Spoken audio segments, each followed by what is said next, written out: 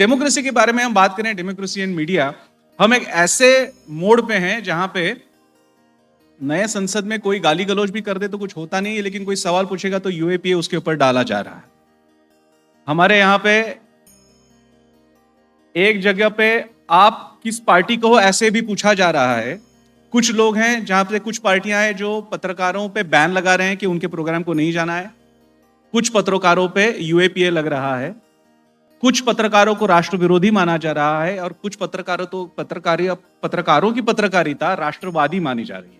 तो क्या आज इस सब्जेक्ट को लेके हम आगे जाने वाले हैं और जो मेरा बाद में प्लेनरी सेशन भी होगा, क्या हमें राष्ट्रवादी पत्रकारिता करनी है या पत्रकारिता करनी है? वो एक बहुत बड़ा किस्सा माना जाता है। पूछा गया था किसी ने एक प्रेस कॉन्फ्रेंस में, शायद वाटरगेट की बात होगी, शायद मुझे कोई करेक्ट करे, कि उस जर्नलिस्ट जब पूछने लगा, बहुत कठिन सवाल पूछने लगा, तो उसे पूछा गया, वो जो प्रेस कॉन्फ्रेंस ले रहा था, आर यू नॉट अमेरिकन? उसने कहा sir I am a journalist. आज हम ऐसी मोड़ पे हैं कि जब आपको पूछा जाएगा प्रस्तावित घटकों द्वारा कि आप कौन हो, आज भरे प्रेस कॉन्फ्रेंस में पूछा जा सकता है कि कौन जात, ये भी है। अब इसे इंक्लूसिविटी का भी एक उदाहरण माना जा सकता है या पूछा जा सकता है कि भैया इंक्लूसिव मीडिया है या नहीं, ये भी बात सही है, उसके बारे में रिसर्च भी हुआ है। ऐसी मोड़ में हमें काम करना है। हमें एक ऐसे मोड़ पे काम करना है मीडिया और डेमोक्रेसी में जहां पे ऑब्जेक्टिविटी अब किसी को नहीं चाहिए, सबको ओपिनियंस चाहिए। आप अगर आज अगर देखोगे तो स्टाइल ऑफ जर्नलिज्म भी ओपिनियन जर्नलिज्म है, ओपिनियनेटेड जर्नलिज्म है। न्यूज तो सभी दे रहे हैं ना, फैक्ट्स एंड फिगर्स देने में क्या लगता है? आगे की जो बात है वो ओपिनियन क्या दे रहे हो, एक्सप्रेस क्या कर रहे हो, मीनिंग क्या लगा रहे हो। आज सारे यूट्यूब चैनल्स, वो हिंदी हो या इंग्लिश हो, अगर देखे जाते हैं क्योंकि उसमें लाइन दी जाती है, साइड ली जाती है, एक्सप्लेन किया जाता है, ओपिनियन एक्सप्रेस किए जाते हैं। तो मेरा आपसे सवाल होगा कि आप कहां हो? क्या अनबायस्ड जर्नलिज्म ये सचमुच एक अपेक्षा है या आज उसकी जरूरत नहीं है? मेरा मानना है कि भैया bias unbiased facts and figures के बारे में हो सकता है, journalism has to be biased. Not being biased could be a chance, could be an opportunity, or could be a position you might take. It's not obligatory upon you that you have to be unbiased. But I'm a journalist.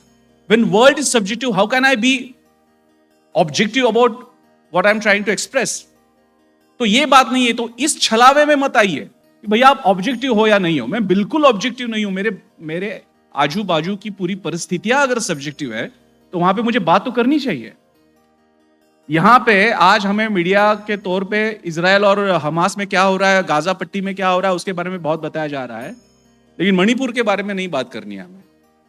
वो जंजीर film में जया बहादुरी अमिताभ को कहती है कि तुम यहीं पे रहो, बाहर मत जाओ, क्योंकि उसके ऊपर गुंडे हमला करते हैं ना। तो अमिताभ कहता है जया बहादुरी से कि वो ऐसा बहुत अच्छा डायलॉग है उसमें, वो कहता है कि मैं खो जाऊंगा तुम्हारी बाहों में, मैं खो जाऊंगा तुम्हारे इन बालों में, वगैरह वगैरह। तो हमें कंपल्शन है कि आपको खो जाना है, आप सवाल मत पूछिए, आप बाहर मत जाइए, घर के बाहर मत जाइए, देखिए मत क्या चल रहा है।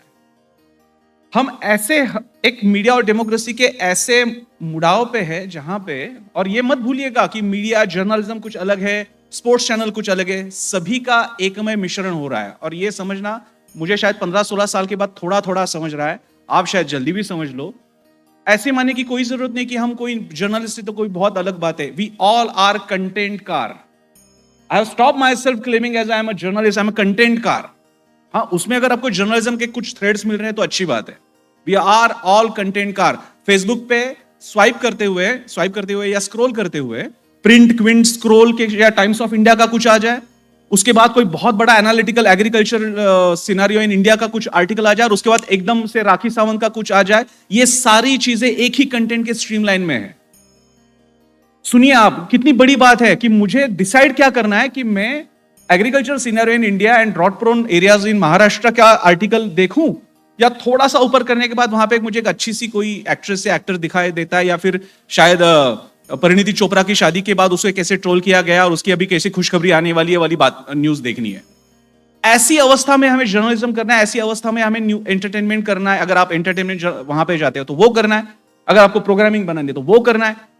और इस सबको मिलके मीडिया और डेमोक्रेसी का सीन तैयार हो रहा है। शायद आज ऐसी बात है कि जो हमारे रिप्रेजेंटेशन हाउसेस हैं वहां पे चलने वाला पार्ट भी इंफोटेनमेंट का पार्ट है।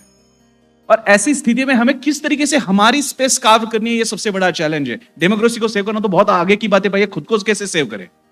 और ऐसी स्थिति में हमारी रिस्पॉन्सिबिलिटी बीइंग मीडिया प्रैक्टिशनर्स, जैसे कि मैं खुद को कंटेंटकार मानता हूं, इसकी ऐसा बात नहीं है कि ऐसी बात नहीं है मैं जर्नलिस्ट नहीं मानता, लेकिन मैं जर्नलिस्ट हूं, मैं भैया इसी सब्जेक्ट पे बोलूंगा, मैंने बहुत रिसर्च करके पीस लिखा है या वीडियो बनाया, वो आपको देखना है, ऐसे नहीं होगा। मुझे लोगों तक जाना होगा। शायद मैं ये बातें करते हुए जो मोबाइल में इन्वॉल्व हमारे स्टूडेंट्स हैं, मेरी कोशिश रहेगी कि वो मेरे पास कैसे देखे। गए वो दिन कि जब हम हमारे स्टूडेंट्स को बताएंगे यार भैया मोबाइल छोड़ दो, ये बंदा यहां पे इसको बुलाया, उसको बात करने के लिए कहो। ये उस स्पीकर की जिम्मेदारी होगी कि वो एंगेज कैसे कर रहा है। फिर ये एंगेजमेंट एंटरटेनमेंट की हो, जर्नलिज्म की हो, फिर वो स्पोर्ट्स जर्नलिज्म हो या एंटरटेनमेंट हो या पॉलिटिक्स हो, सिविक इश्यूज हो, हम ऐसे करना है। और ऐसी स्थिति में आज हमारी डेमोक्रेसी है, मतलब एक तो हम हमारे इसी सवालों में इतने उलझे हुए हैं कि हमारी डेमोक्रेसी किस जगह जा रही है, क्या उसे हम किस तरीके से देखें। मेरा मानना है हमें किसी की एक की लाइन टो करने की बिल्कुल जरूरत नहीं है। मैं ऑब्जेक्टिव हूं मेरे सब्जेक्टिविटी के बारे में। मैं आपकी लाइन लेता हूं माने में ऑब्जेक्टिव हूं, मैं आपकी लाइन नहीं लेता माने में ऑब्जेक्टिव हूं। इस फ्रेम ऑफ रेफरेंस को मानना मैं नकारता हूं। मेरा आपसे इस बारे में आप आगे जाके किसी भी क्षेत्र में जाए, खास करके चूंकि मैं जर्नलिस्ट हूं और मैं जिसे so called main stream news media कहते हैं, मैं उससे आता हूं। मेरा आपसे कहना है, मेरा खुद का ये मानना है कि आपको किसी की लाइन टो करने की जरूरत नहीं है। तो खुद की सुनो, खुद की कर, या अपनी सुनो अपनी कर। आप किसी भी तरीके से, वो पंचतंत्र की कथा है ना, पिता और बेटा गधे को लेके जा रहे हैं, उसके कुछ लोग कहते हैं अरे पागल हो क्या, गधा लेके जा रहे हैं तो उसके ऊपर बैठो और जाओ। बैठने के बाद जाते हैं तो कहते हैं अरे पागल हो क्या, इतना दुर्बल गधा है, उसके ऊपर आप दोनों बैठ रहे हो, दोनों का वजन डाल रहे हो, पागल हो क्या, छोड़ देते हैं। ऐसा करते करते एक क्षण ऐसा आता है कि बाप और बेटा उस गधे को एक लकड़ी से टांगे हुए दोनों पालकी की तरह लेके जाते हैं। तो सचमुच इतने ओपिनियंस हैं और आप हर ओपिनियन को टो करने की कोशिश करोगे तो पागल हो जाओगे। इसलिए अपनी सुनो, अपने दिल की करो। लेकिन एक पक्का है, कुछ बेसिक प्रिंसिपल से जो डेमोक्रेसी ने हमें दिए, अगर हम डेमोक्रेसी मानते हैं तो। आजकल तो ये भी बात है कि भैया डेमोक्रेसी वेस्टर्न कॉन्सेप्ट है तो उसे मानना चाहिए या नहीं, ये भी डिबेट है। उसके कौन से प्रिंसिपल्स लेने चाहिए नहीं लेने चाहिए, ये भी डिबेट है। अभी ये बहुत सखोल विषय का चर्चा का विषय है, उसमें मैं नहीं जाऊंगा। लेकिन आपको ये ढूंढना होगा कि कौन से प्रिंसिपल्स हमारे फाउंडिंग फादर्स ने दिए हुए हैं जिसके ऊपर हमें जाना है।